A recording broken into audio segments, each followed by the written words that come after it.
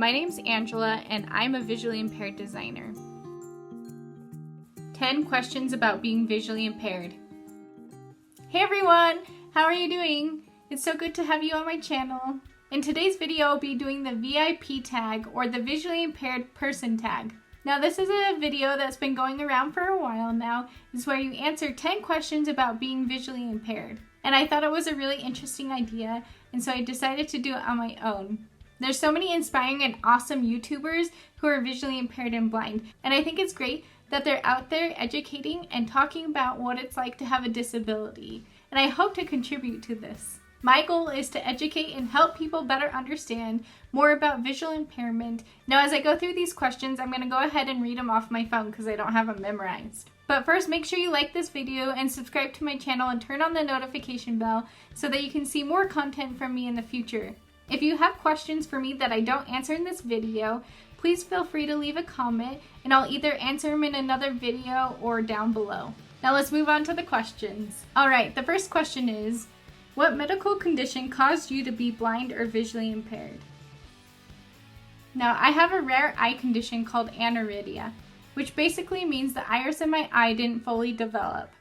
I have several videos about this topic, so I'll make sure to link those for you there, but I'm not going to go into too much detail now. But a couple of major things about my condition are that I'm very sensitive to light because my pupils are very large and light gets into them very easily. I also have nystagmus, which means my eyes move involuntarily back and forth on their own. I also have a lazy eye, and my eye moves to the side and I can't control that. I'm very much nearsighted, so I can see things up close, but it's harder for me to see things that are far away. Question number 2 is, name 3 different characteristics to describe your vision. The 3 characteristics I would use are light sensitivity, blurriness, and eye strain. Now, along with this, I will say that I'm not blind or even legally blind. I'm considered visually impaired. Now, if you want to know the differences between blind and visually impaired, go ahead and watch this video that I've created before, and it should hopefully answer a lot of your questions. But to put it simply, someone who's visually impaired is not blind, but someone who's blind is usually considered visually impaired. This means that I can see a lot of stuff, but I have difficulty seeing things clearly. The third question is, what is the hardest thing to do being visually impaired or blind? Ooh, goodness, I'm not sure how to answer this question. The first thing that comes to mind is I really wish that I was able to do fine detail things like thread a needle or even pluck my eyebrows or put on makeup a little easier. Just little things where I have to be able to see fine detail in order to accomplish that task. Now, I can use aids to help me, but in some situations I haven't really found a great solution that helps me do it super well. So I'm continuing to look for different ways to adapt. Question number 4 is, what is the best part about being visually impaired or blind? Well, I would say this one kind of goes hand in hand with the last one, and kind of the opposite, where I'm a little bit of a perfectionist. I like things to be really clean and neat. I don't like dirt, and I don't usually see the dirt, or at least small, fine, detailed dirt. And so it's kind of nice to not see all of the dirt, even though I know it's there, and I usually try to clean it as best as I can, but it is a little perk. This is kind of another silly thing, but I can't see bugs very well, and so if I had a spider sitting behind my head, I wouldn't even be able to tell that there was a spider there. Or if there's one across the room, it seems like people can usually see them and they get freaked out if they don't like spiders. But I just don't notice the bugs very much, and it's kind of nice. Alright, question number 5 is, what question do you get asked most about because of your vision? I would say definitely by far, people ask me what I'm able to see or what I can't see. And I'm totally fine with people asking me this, as long as they ask it in a nice, respectful way. I actually do a fun video previously about things you shouldn't ask someone who's visually impaired, so if you're interested in that video, I'll make sure to link that below for you. But I think it's important for people to communicate and to talk about their struggles. And so I have no problems with talking about it. And I like to tell people so that they are more informed about what it's like to be visually impaired. All right, question number 6 is, do you have a cane, a guide dog, or neither?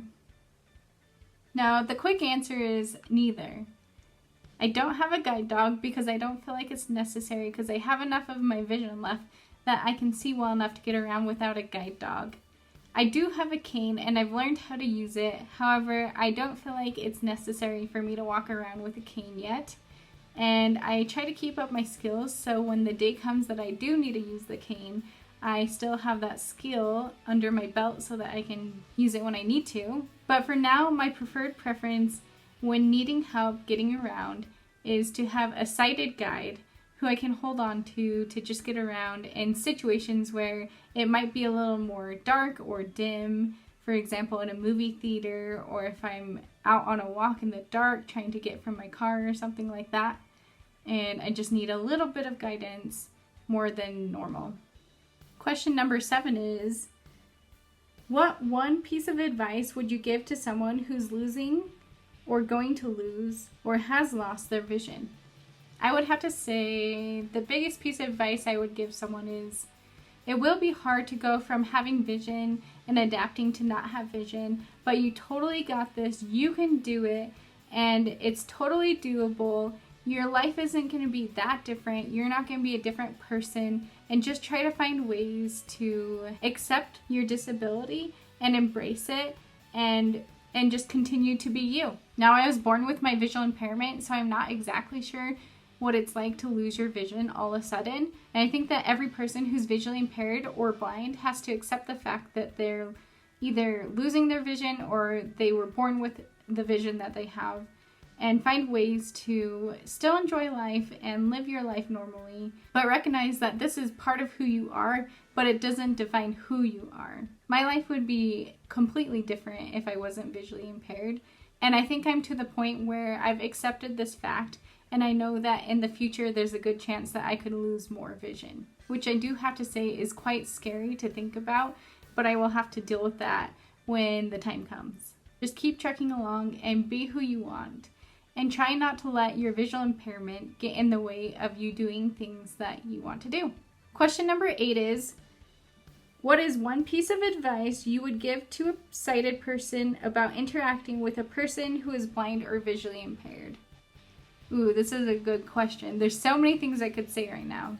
But the main piece of advice I would give is to treat people who are visually impaired and blind as normal people.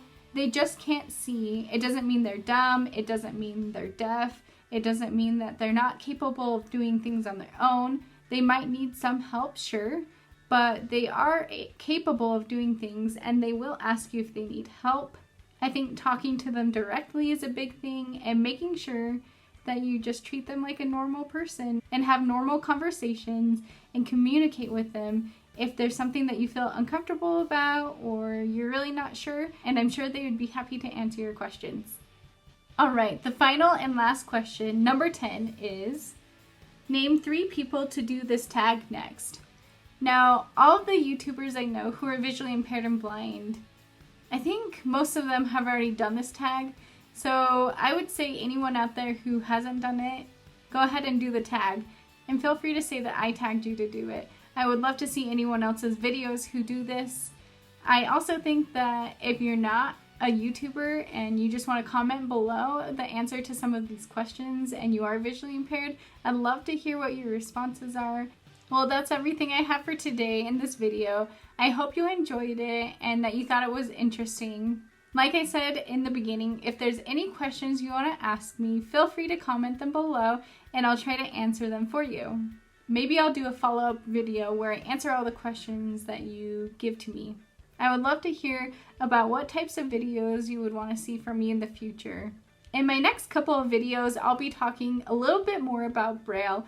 I have one video where I explain grade 1 Braille. And so next I'm going to do a video on grade 2 Braille. I'll also be doing a video about the different options for people who are visually impaired and blind for reading, for leisure reading. I'm also going to talk about different scenarios where Braille is being used still and why it's so important that Braille is still prominent in the world now.